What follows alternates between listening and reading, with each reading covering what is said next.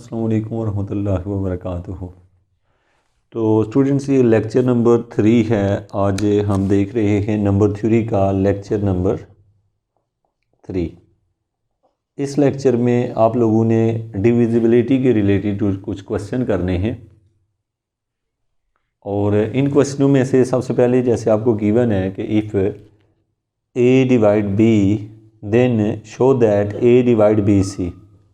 तो आपको गिवन क्या है, यहाँ पे ए बी को डिवाइड कर रहा है तो आपने ये बात शो करनी है।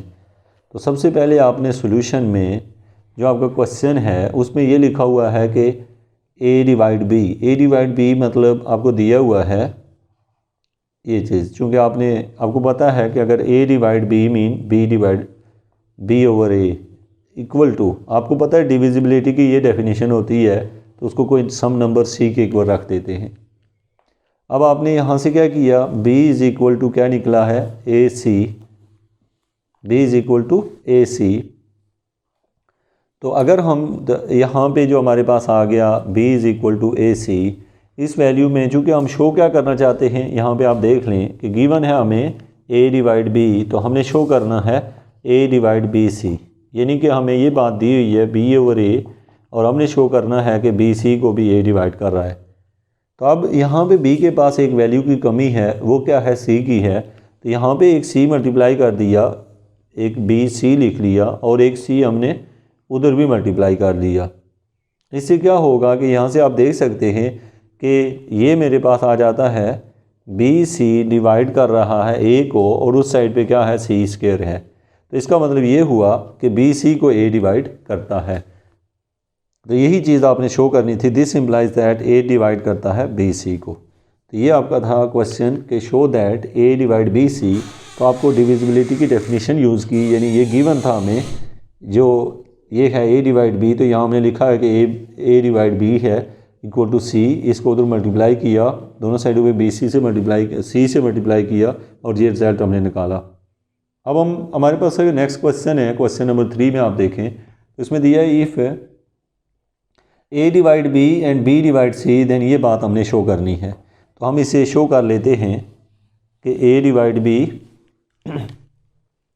कौन सा क्वेश्चन है, गिवन क्या है हमें कि b over a equal to c, यानी इससे हमने ये लिख लिया, इसका नाम c1 रख लेते हैं। और दूसरा है हमारे पास यहाँ से निकला है कि a over b equal to c2 रख लिया। ये चूँकि हमें दोनों गिवन हैं, यहाँ से हमने ये दोनों ले लिए, ये रख लिए। अब हम क्या करते हैं कि हम इसे क्रॉस मल्टीप्लाई कर लेते हैं। तो इस इक्वेशन से ये जो इक्वेशन है इसको इक्वेशन नंबर 1 कह दें, इसको इक्वेशन नंबर 2 कह दें। तो 1 इम्प्लाइज 1 से निकलेगा b इज़ इक्वल टू ए सी 1 यहाँ से, और दूसरी इक्वेशन से 2 से क्या निकलेगा, a is equal to b c 2। तो अब आप इसमें गौर से देखें तो ये जो a की वैल्यू है इसको ऊपर वाली इक्वेशन में पुट कर देते हैं। ये इक्वेशन नंबर 3 है और ये इक्वेशन नंबर 4 है। तो पुट कर देते हैं हम a is equal to b c 2 in equation 3। जब आप इसमें इसको सब्स्टिट्यूट कर देते हैं तो वैल्यू आ जाएगी b is equal to, a की जगह क्या पुट करना है, बी सी 2 और c1। यहाँ से ये होगा, ये b इधर डिवाइड होगा तो आंसर आ जाएगा 1 is equal to c2 c1।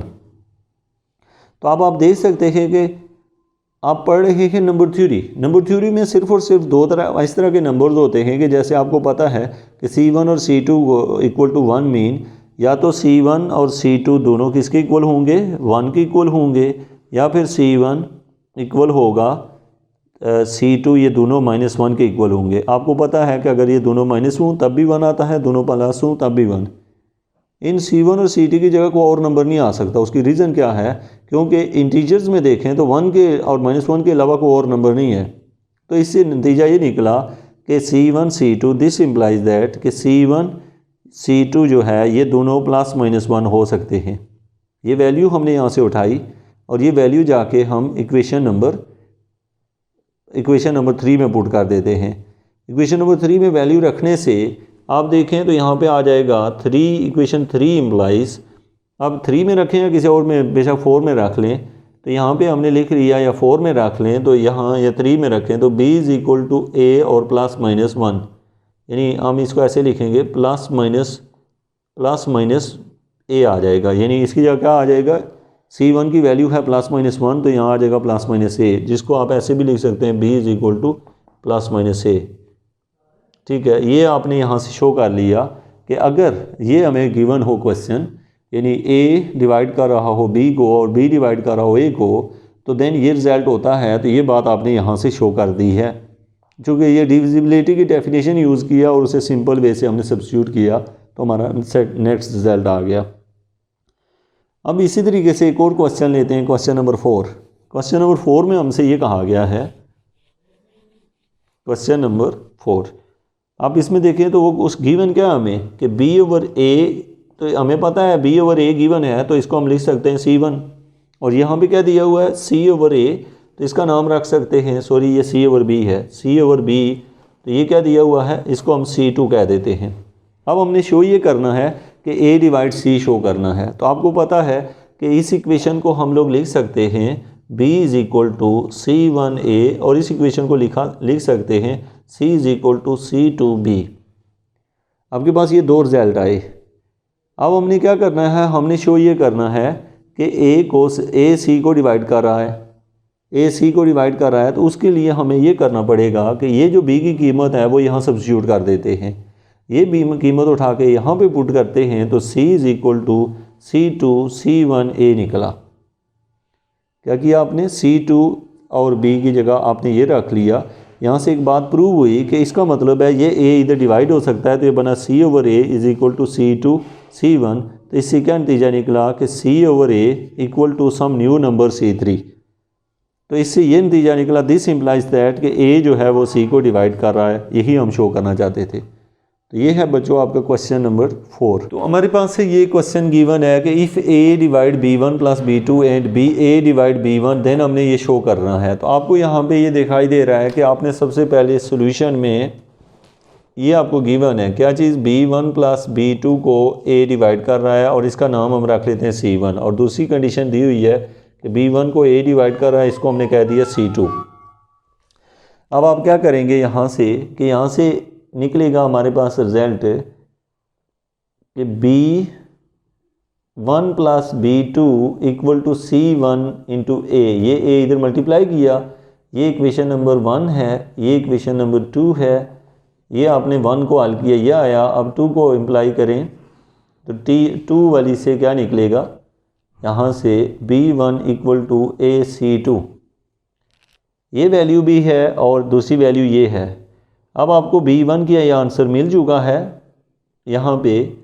अब ये आंसर आप ऊपर वाली इक्वेशन में पुट करें तो ये ऐसे बन जाएगा ac2 plus b2 equal to c1 of a। अब आप यहाँ से ये करेंगे, चूँकि आपने शो ये करना चाहते हैं कि a जो है b2 को डिवाइड कर रहा है, तो मतलब इस टर्म को आपने, इस टर्म को यहाँ से उधर ले जाएं, तो यहाँ से आ जाएगा b2 equal to c1a minus ac2। आप यहाँ से ये समझ सकते हैं कि हमारे पास यहाँ से रिज़ल्ट क्या आता है। रिज़ल्ट ये आ रहा है कि b2 equal to a common ले लिया और c1 माइनस c2। अब यहाँ से हमने ये कैलकुलेट कर सकते हैं कि b2 को a जो है वो डिवाइड कर रहा है।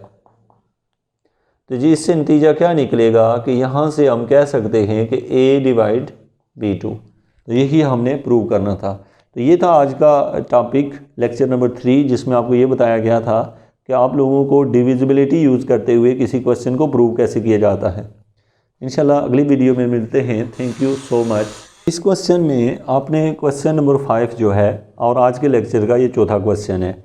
गिवन क्या है हमें कि a divide b and a divide c, a divide c। तो आप देखें आपने लिखा a डिवाइड b मीन कि b/a इक्वल टू c1, और a divide c mean c/a equal to c2।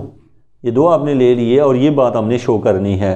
तो सबसे पहले हम ये करते हैं कि यहाँ से ऊपर से इससे b की वैल्यू निकलेगी b is equal to c1a, और यहाँ से वैल्यू निकलेगी c is equal to c2 of a। अब इन दोनों वैल्यू में आप अगर देखें तो हमने चूँकि शो करना है B x plus c Y, तो बी के साथ एक्स मल्टीप्लाई कर लेते हैं यहाँ पे, तो ये बनेगा b x equal to c one a x, और दूसरी वैल्यू के साथ y मल्टीप्लाई कर लेते हैं तो C Y is equal to C two of a into y. आप ये समझ गए होंगे कि काम हम क्यों कर रहे हैं, क्योंकि हमें B x plus c Y चाहिए, तो जो b वाली टर्म है उसके साथ x मल्टीप्लाई कर लिया और c वाली के साथ y मल्टीप्लाई कर लिया, और ये काम दोनों साइडों पे किया है।